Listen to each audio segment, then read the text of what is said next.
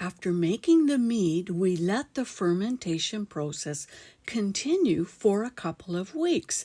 The fermentation will go beyond the 2 weeks, but the bubbling won't be as vigorous. You'll notice sediment collecting at the bottom of your jug. That's called lees and is the waste product of the yeast as well as any fruit that you may have used. Racking is the term used when you siphon off your mead into a new sanitized jug.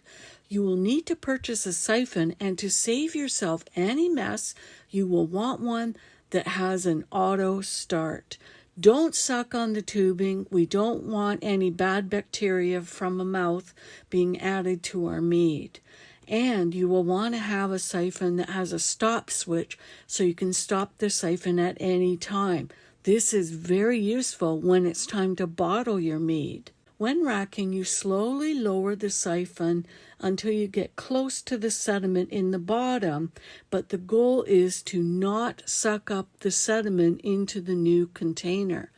This process is also called clarifying the mead, where we separate the clean mead liquid from the sediment.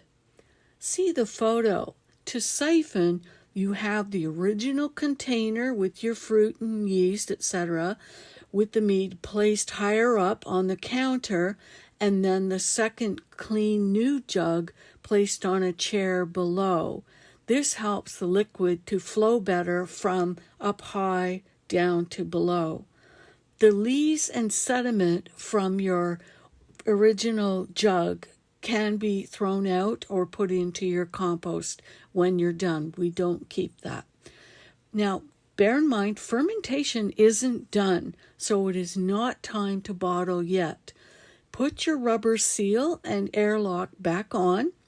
Make sure you have water in your airlock so that the carbonated water can continue to bubble out of your jug, because the fermentation will continue for a few more weeks, but it'll just be a lot slower. Racking can be done many times if you like. Each time it's done, the mead will become more and more clear.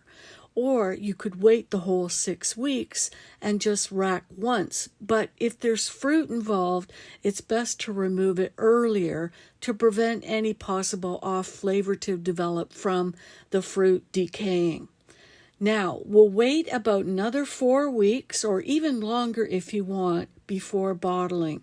We need all the yeast to be dead and for the fermentation to have completely stopped, which means no more bubbles are coming up through the water. If you don't wait until all the fermentation is complete and you bottle your mead, your bottles will explode. Yeah, messy. Next time, we'll cover bottling the mead and checking its alcohol content.